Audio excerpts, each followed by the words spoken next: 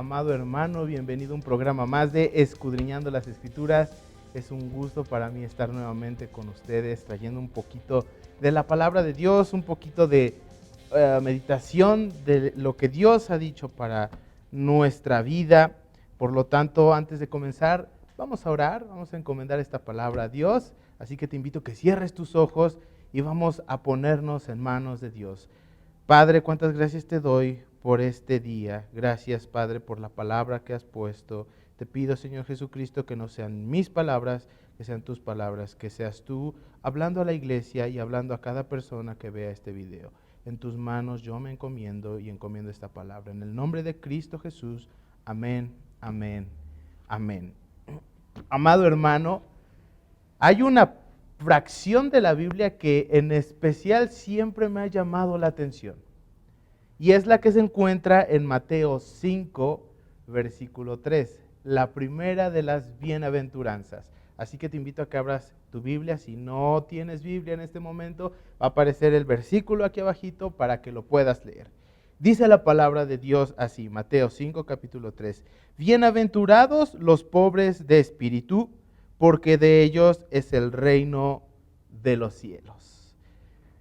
¿Sabes algo? El contexto un poquito de la historia de las bienaventuranzas, antes de que nuestro Señor Jesucristo las compartiera, datan de que nuestro Señor se bautiza, Dios habla por primera vez después del silencio, y después de eso nuestro Señor va a ayunar 40 días, 40 noches en el desierto. Después es la tentación, y después de la tentación comienza nuestro Señor a predicar estas bienaventuranzas. Y comienza con una que es muy importante y es la que acabamos de leer.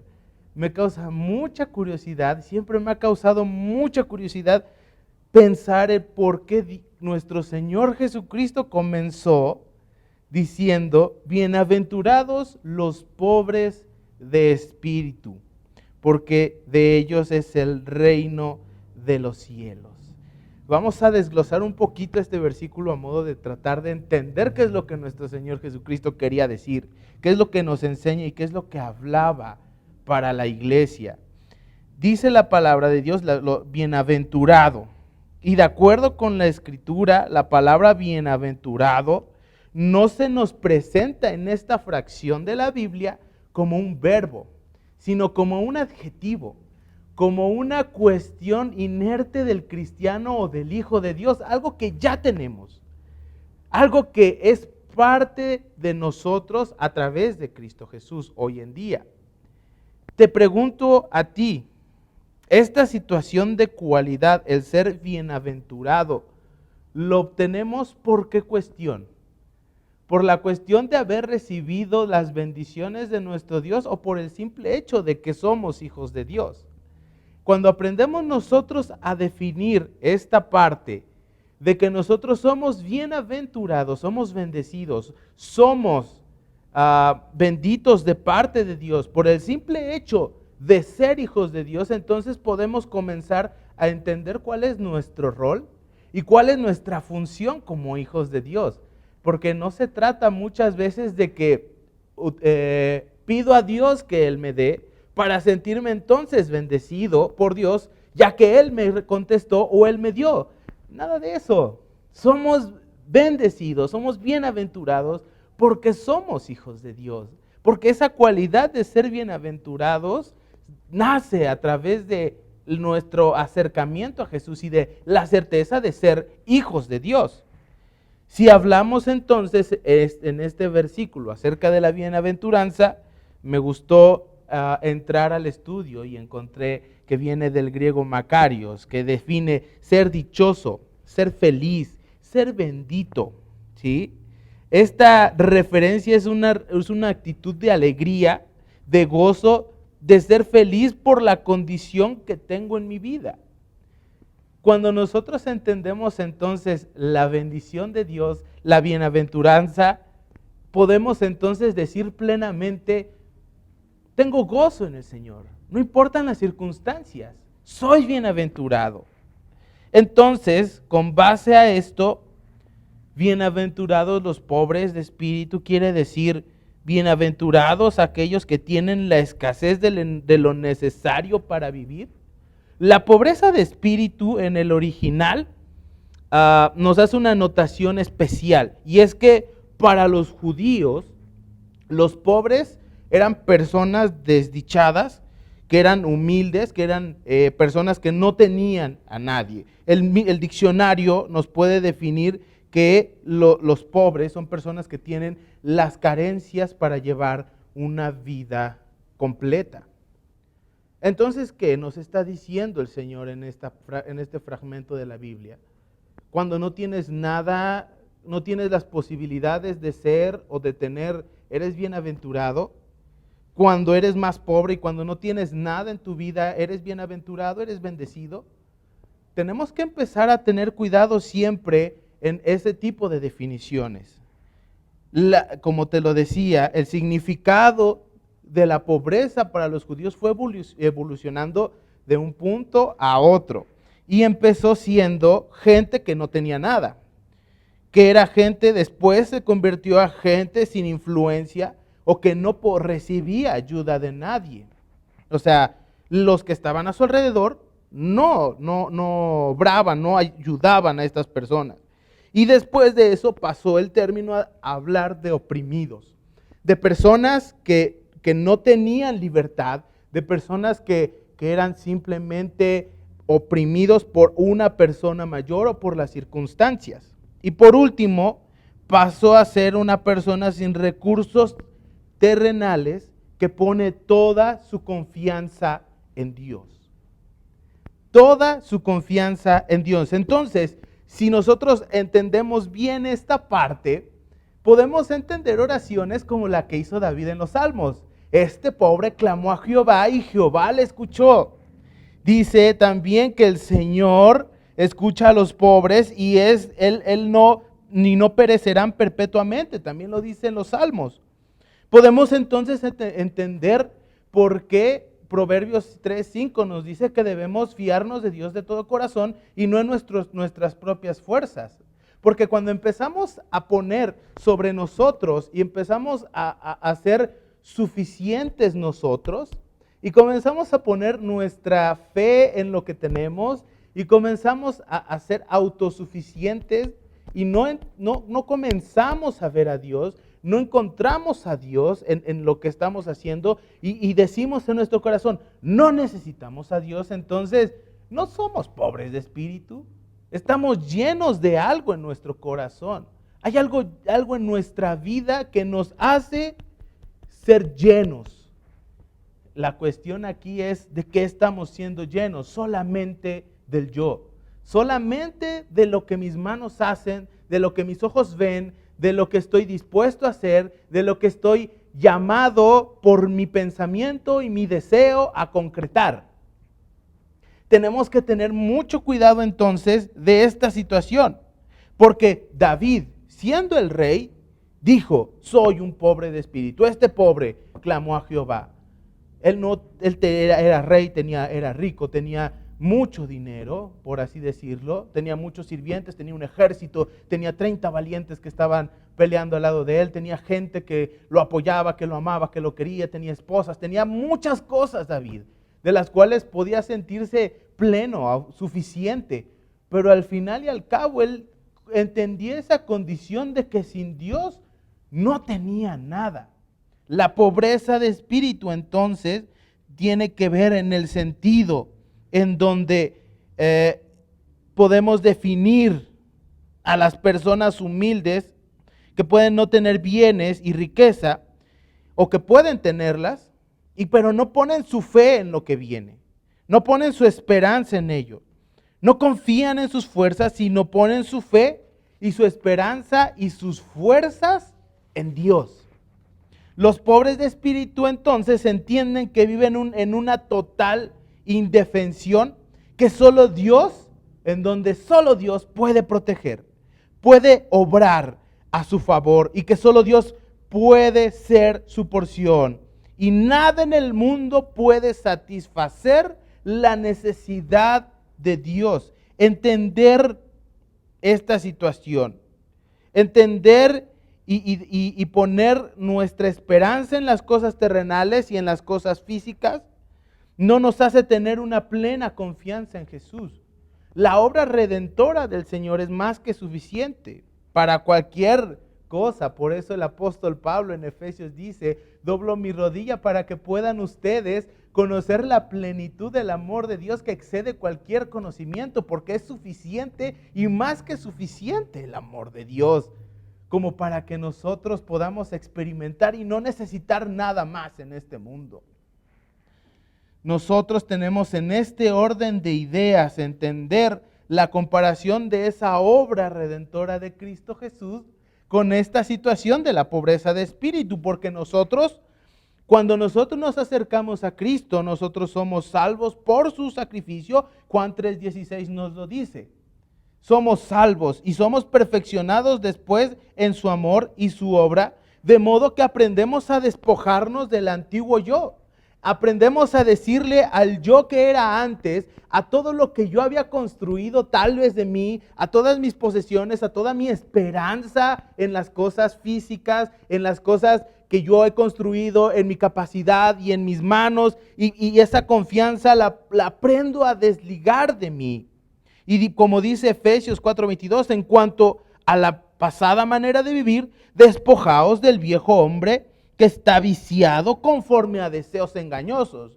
Entonces dice este versículo, vamos a despojarnos de lo que era malo en nuestra vida, vamos a quitarlo de modo que lo que ahora de lo cual vamos a vestirnos es de Dios, es de su llamamiento. Entonces empezamos a comparar esta cuestión y decir, cuando hay menos de mí, puedo poner más de Dios en el corazón, y es como un vaso de agua.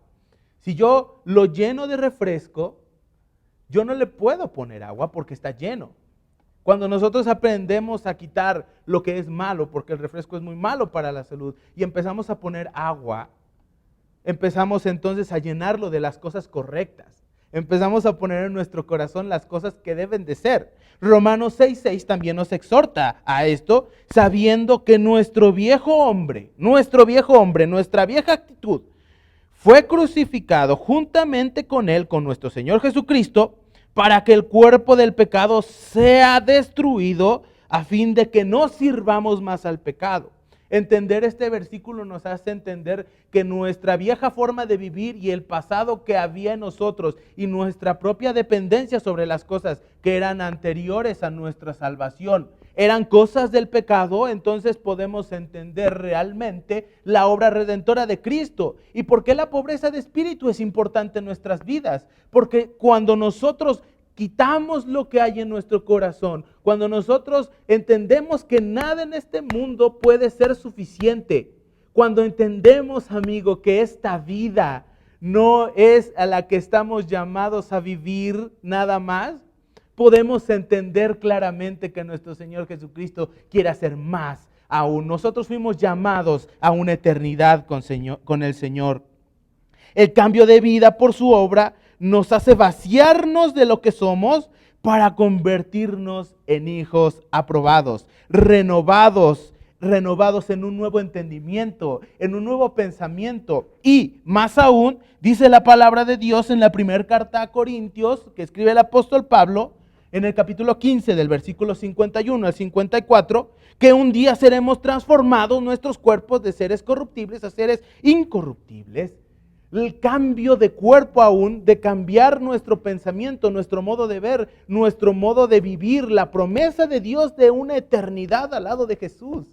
Un cambio de vida totalmente. Por eso tenemos que entender que cuando nosotros somos pobres de espíritu, somos adeptos, somos aceptados en el reino de los cielos, porque el reino de los cielos, tú puedes decirme, bueno, cuando llegue delante de Dios, déjame decirte una verdad, sí, cuando llegues delante de Dios, pero también el reino de los cielos es hoy y ahora, pero no ahora, porque cuando Jesús vino, dice la palabra, y cumplió todo lo escrito por el profeta Jeremías y por el profeta Isaías, y vino a reunir a todas las ovejas de todos los pueblos, y vino a ser como el buen pastor, a cuidar a toda la humanidad, y vino a salvar y a redimir. Y cuando se cumplió toda esta promesa, El Señor vino a liberar a todos los esclavos, a los oprimidos, y vino a sanar enfermos, y hoy en día lo sigue haciendo. Y hoy en día, por medio de su Espíritu Santo, tenemos acceso al reino de los cielos, a las maravillas de Dios, a todo lo que Jesús quiere hacer en nuestra vida.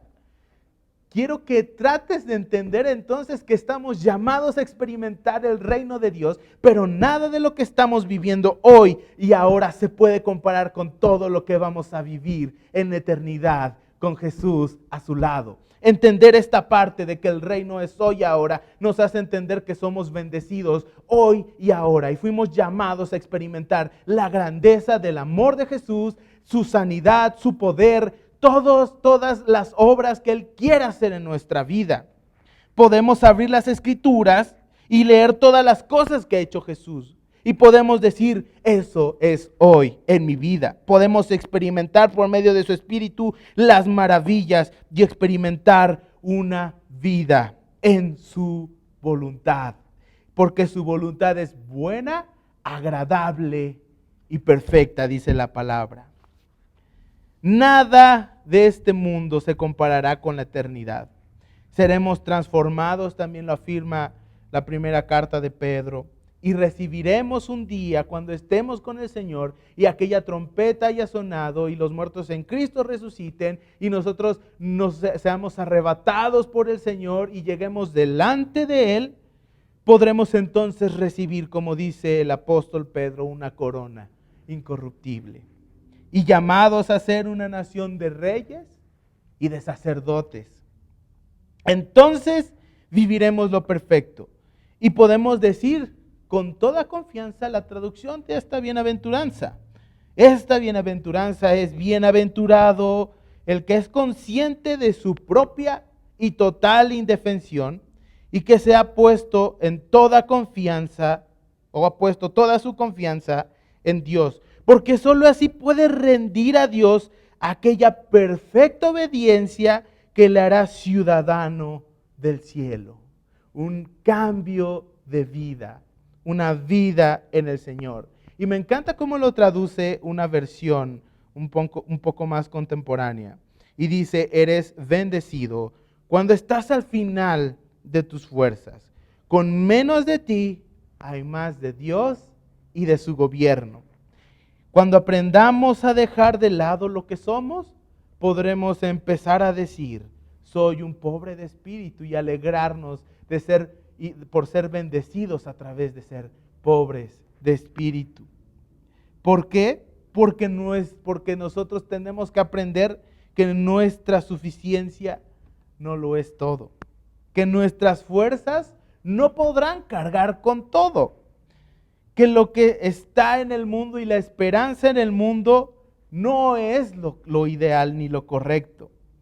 Que solamente podemos vaciarnos de nosotros mismos para poner más y ser llenos de Jesús y su obra y de Dios en su gobierno. Porque cuando hay menos de nosotros, puede haber más de Dios. Podemos ver el reino de Dios y experimentarlo en nuestras vidas, y también podemos experimentar a Dios obrando de una manera hermosa en nuestro corazón.